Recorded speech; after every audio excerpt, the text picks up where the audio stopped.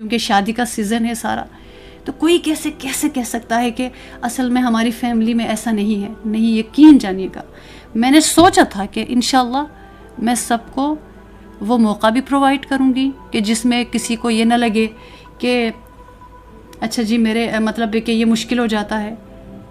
Segregation کا بھی آرام سے انتظام ہو جاتا ہے. بہت سی شادیوں میں مطلب الگ الگ سسٹم رکھا جاتا ہے تو اس میں بڑا سکون ہوتا ہے. بڑی خواتین ہوتی ہیں، بے شک وہ پردہ چہرے کا نہیں کرتی، لیکن ان کو نا وہ انسیکیور فیل کرتی ہیں مکس گیدرنگ میں، تو ان کو وہ ماحول نہیں ملتا. اور آج کل یہ موبائل فون کی قباحتیں، کس کی تصویر کدھر پہنچ جاتی ہیں، ویڈیو کلپ کہاں چلا جاتا ہے. تو ہمیں یہ ماحول دینا چاہیے اپنی شادیوں میں. لوگ پیسوں کو بچانے کے لیے ایمان کا سودا کر جاتے ہیں کہ 2 ہال کریں گے. تو ہم ایک شادی پہ گئے تو سر کے اوپر آ کے ڈھول پیٹ رہے ہیں. جانا ضروری تھا بھئی؟ کیوں ضروری ہے وہ؟ آپ سر کے اوپر آ کے ڈھول پیٹ رہے ہیں. مطلب سر ہمارا درد کر رہا ہے، کان ہمارے پھٹ رہے ہیں.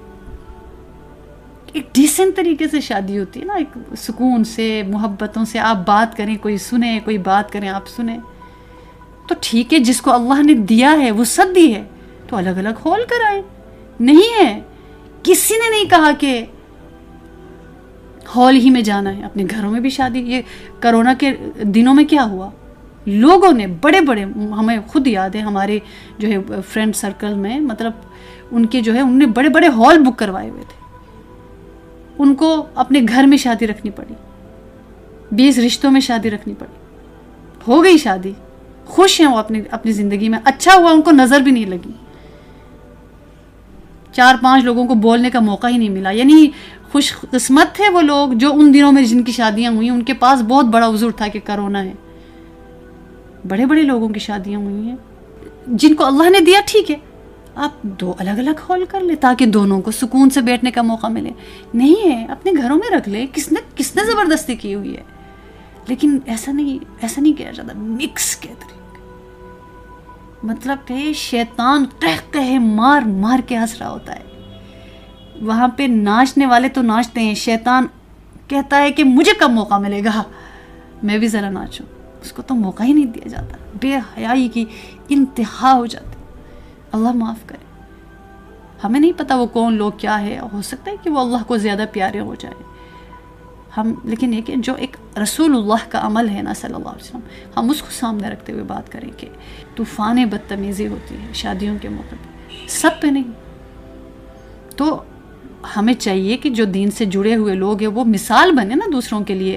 وہ ایسا فنکشن رکھ کے دکھائیں، بڑا ڈیسنٹ طریقے سے الگ الگ سسٹم رکھیں، سیگریگیشن کا ایک نظام ہو. اور پھر گانوں کی بجائے اتنی خوبصورت اب جو ہے نا ترانے، نعتیں، سب کچھ.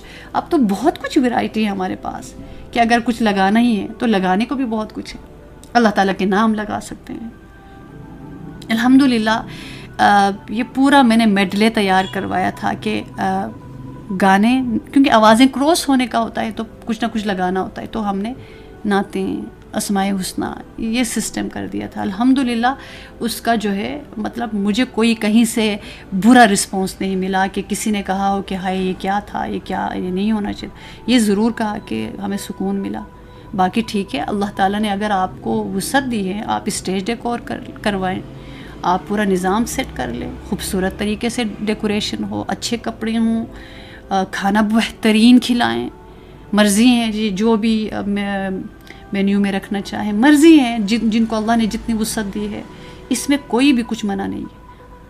اپنے سارے رشتوں کو بلائیں، دوستوں کو بلائیں، کوئی منع نہیں ہے. وہ آپ انسان کو خود اختیار ہے کہ کسی کو بلانا ہے، نہیں بلانا، کم بلانا ہے، زیادہ بلانا، اختیار ہے. سادہ کھلانا ہے، زیادہ کھلانا ہے، 1 ڈش ہے، 2 3 جتنا بھی مرضی ہے. وہ اس کے بیلنس، اس کے پاس کیا ہے اس پہ ڈیپینڈ کرتا ہے، اور کیسا نظام دینا ہے وہ بھی اسی پہ. لیکن کیا ضروری ہے اللہ کے حکموں کو توڑنا؟ ان اعمال میں، ان واقعات میں، ان معاملات میں ہم کیوں ڈاواں ڈول ہو کہ میں اپنی شادی میں ایسا کروں کہ نہ کروں، یہ کروں گی تو لوگ کیا کہیں گے، یہ کہوں گی تو رشتے کیا کہیں گے، یوں کہوں تو سسرالی کیا کہیں گے. مجھے نہیں یاد کہ میرے پورے ان لوز میں سے کسی نے بھی ایک دفعہ بھی اعتراض کیا ہو کہ اس نے کیسے شادی کیسے رکھوائی. اپنی حدیں ہوتی ہیں. آپ کو پتہ ہوتا ہے کہ کن کن لوگوں کو بلانے میں آپ کا پردہ نہیں رہ سکتا، آپ کو مسئلہ ہو سکتا ہے، وہ بھی پھر آپ کی لسٹ بن جاتی ہے. مطلب وہ کسی کو اختیار حاصل ہے. لیکن الحمدللہ میں نے بڑی محبتوں سے اللہ کی مدد مانگ کے، دعائیں مانگ کے، اللہ نے ان کو اس طرح سے میری مدد پہ لگا دیا کہ جو میں کہتی جاتی تھی وہ ہوتا چلا جاتا تھا. ہم کم از کم قدم تو اٹھائے. اللہ پاک ہی بھی یہی چاہتے، پہلے اس بندے کو نیتوں کے ساتھ آنا پڑے گا. 50-50 والا معاملہ ہے نا. یعنی ہمیں پتہ ہوتا ہے کہ میرے نفس کی واردات کتنی ہے اور میں خالص دل سے کتنی لگی ہوں. کیونکہ وہی نا، جس طرح نماز ہے، آپ کسی بیابان میں نماز کا ٹائم آ گیا، پڑھنی ہے نا، تو ہم کہیں گے لوگ ہٹو بچو، ادھر ادھر ہو جائیں، غائب ہو جائیں سارے، اس ایریا میں کوئی نظر نہ آئے، میں نے نماز پڑھنی ہے. ایسے تھوڑی ہوتا ہے. یا یہ کہ جس سب رشتوں کو میں نے بس چھوڑنا ہے، توڑنا ہے، ختم کرنا، ناراضگی کا اعلان، ختم رشتے، نماز پڑھنے جا رہی ہوں، یہ تھوڑی ہوتا ہے. تو بالکل جس طرح نماز ہے، بالکل کوئی بھی عمل اسی طرح سے ہے کہ رشتوں کو تو نہیں توڑنا، کسی کو ناراض تو نہیں کرنا. ہاں کوئی اگر ہمیں کہتا ہے نماز ہی نہیں پڑھنی، ہم ان کو پہلے سمجھاتے ہیں، بتاتے ہیں کہ ہم مسلمان ہیں، کیسے نہیں پڑھ سکتے. پھر بھی اگر کوئی اتنا بدبخت ہوتا ہے تو پھر ہم انتظار کرتے ہیں کہ یہ دائیں بائیں ہو جائیں تو پھر ہم پڑھ لیں گے. پڑھتے تو ہیں نا، چھوٹے تو پھر بھی نہیں. دعاؤں کی ضرورت ہے. جب تک نیت نہ ہو، ارادہ نہ ہو، اخلاص نہ ہو، استقامت نہ ہو، صرف دعاؤں سے کام نہیں چلتا. اللہ اس کو دیتے ہیں جب اپنا قدم اٹھاتا ہے. ہدایت اللہ سے لینی پڑتی ہے. ہدایت بے قدروں کو نہیں ملتی.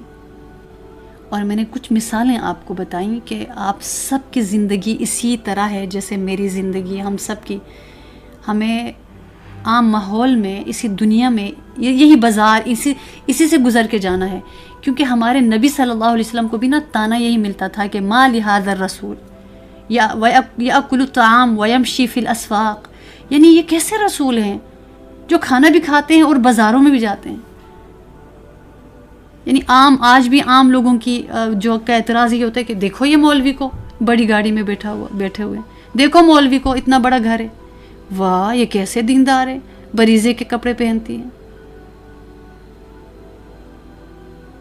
دیکھیے جی شنیر کے کپڑے پہن کے بیٹھی ہوئی ہیں، فلاں کا بیگ اس کے پاس ہے. آپ کو کیا مسئلہ؟ فلاں دیندار ہے، برینڈڈ ہو گئی، آپ کو مسئلہ کیا ہے؟ یعنی ہم نے نا اپنا ایک ڈیزائن کر دیا ہے دیندار نیکوکاروں کے لیے کہ وہ بڑا جو ہے پھٹے پرانے کپڑے، کوئی پرانا سا عبایا اور ایک جھونپڑی نما کوٹھڑی اور ہاتھ میں ایک اسٹک، ایک لاٹھی ہو، پھٹے ہوئے جوتے ہوں.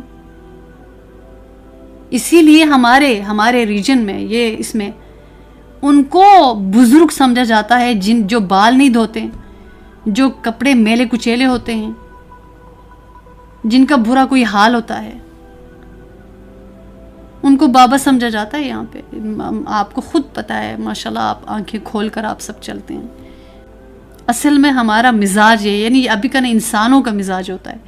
اسی لیے جب مشرکین مکہ اللہ کے محبوب کی دعوت کو نہیں مانتے تھے، وہ کہتے تھے کہ آپ کے رب نے فرشتے کو نبی کیوں نہیں بنایا؟ تو اللہ تعالیٰ نے اس کا جواب دیا کہ اگر میں فرشتے کو نبی بناتا تو وہ اس کو بھی انسان ہی بناتا، کیونکہ انسانوں کے لیے انسان ہی نبی بن سکتے. فرشتوں کو نہیں پتا انسانوں کو کیسے چلانا ہے، کیونکہ فرشتوں کو بھوک نہیں لگتی، پیاس نہیں لگتی. اللہ کے محبوب نے نکاح بھی فرمایا، اولاد بھی ہوئی، ان کی نظر کے سامنے ان کی ازواج کا انتقال بھی ہو گیا، ان کی بیٹیوں کی وفات ہو گئی، ان کے بیٹے کی وفات ہو گئی، ان کو شہر سے، ان کے گھر سے نکالا گیا، ان کو زہر دیا گیا، ان کی معزز بیوی زوجہ پر الزام لگایا گیا، تہمت. یہ سارے معاملات کو اللہ کے محبوب نے فیس کیا، سارے. تو انہی سے یہی اسی دنیا میں لوگوں میں رہنا ہے. اب یہ تو نہیں ہے کہ میرے گھر میں مجھے سارے نیک ملیں گے تو پھر میں دین پہ چلوں گی، تو پھر میں دیندار بنوں گی، تو پھر میں دین کا کام کروں گی. بالکل نارمل روٹین ہوتی ہے سب کی. ہاں ہر جگہ اس کی عبادت ہوتی ہے. یہ ہر چیز کو وہ عبادت بناتا ہے. مومن، ہر مسلمان ہر کلمہ کو اپنے عمل کو عبادت بنانے کی فکر کرتا ہے. وہ سیر کے لیے جا رہا ہے، وہ کوئی دعوت کے لیے بلا رہا ہے، وہ شاپنگ کے لیے جا رہا ہے، وہ کسی کے لیے کھانا بنا رہا ہے، کھانا تیار کر رہی ہے، وہ گھر کی صفائی ہو رہی ہے، گھر تعمیر ہو رہا ہے، گاڑی خریدی جا رہی ہے، بزنس ہو رہا ہے، جاب ہو رہی، کچھ بھی عمل ہو اس کو عبادت بناتا ہے.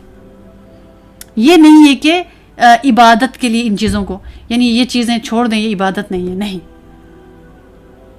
ہاں براہ راست عبادت اللہ کی بندگی ہے اور اللہ کے رسول کی اطاعت، اللہ کے راستے کا. یہ اللہ پاک نے قرآن عظیم الشان میں فرمایا. اللہ کے محبوب نے جو بتایا اس پر زندگی گزارنا. اللہ کی عبادت کیسے کرنی ہے، اللہ کے رسول رول ماڈل ہے، اور اس کو پڑھنے کے لیے، ہدایت لینے کے لیے قرآن عظیم الشان. تو جب ہم ان باتوں کو سمجھیں گے نا تو ہمیں دین پر چلنا بڑا آسان لگے گا، اور بڑا ہمیں حیرت نہیں ہوگی. اچھا میرے گھر میں ساس سسر نہیں آنے دیتے دین پہ، میرے ماں باپ نہیں آنے دیتے، میرے بہن بھائی چلنے نہیں دیتے، میرے بچے روک دیتے، میرے شوہر روک دیتے. یہ ساری چیزیں پھر ہوں گی جب ہم سمجھیں گے نئی حکمتوں کو. اس دنیا میں ساری رکاوٹیں ہوں گی، یہ ساری آزمائشیں ہوں گی. اس سے جب تک تعلق نہ بنے نا، بندہ نہیں ٹکتا کسی بھی جگہ پہ. جب تک اللہ کی رحمتوں پر اعتماد کلی نہ ہو جائے نا، بندہ نہیں ٹکتا دین کے اندر. جب تک اللہ کے محبوب سے وفاؤں کا رشتہ مضبوط نہ ہو جائے، وہ نہیں چل سکتا دین پہ. بس ہم جڑتے ہیں کسی ایک جگہ سے تاکہ وہاں پہ میرے لیے چلنا آسان ہو جائے. مجھے وہاں پہ ان کو دیکھ کر چلنا آ جائے کہ اب کیا کرنا ہے، اب کیا کرنا ہے، یہ چلنا آ جائے. کرنا ہم نے اس لیے اللہ تعالیٰ نے ان کو کہہ دیا کہ یہ جو میرے رسول آپ کے پاس آگے کہہ رہے ہیں، ہم تو مسلمان ہو گئے، ہم تو مسلمان ہو گئے. آپ نے ہم سے جنگ بھی نہیں لڑی، اور ہم نے خود آ کے آپ کے سامنے ایمان قبول کر لیا، آپ کا ساتھ دے دیا، مسلمان ہو گئے. تو گویا کہ انہوں نے احسان جتلایا، اور اللہ پاک نے جواب دے دیا اپنے رسول سے بھی پہلے کہ فرمایا میرے رسول کہہ دیجئے ان کو، میرے رسول ان کو کہہ دیجئے یہ اسلام قبول کر چکے، ایمان ابھی نہیں ان کے سینوں میں نہیں اترا. ان کو کہہ دیں کہ یہ اسلام قبول کر کے مجھ پر احسان نہ جتلائیں، میں نے ان پر احسان کیا کہ ان کو توفیق عطا فرمائے. تو ہم میں سے جو بھی جتنا بھی کسی بھی طور پہ عمل کر رہا ہے، اپنے اللہ کے لیے کر رہا ہے. جس دن وہ سمجھ آ جائے نا، بس بات کلیئر ہو گئی. ہر جگہ آزمائش ہے، ہر جگہ مشکلات ہیں، ہر جگہ دھکے ہیں.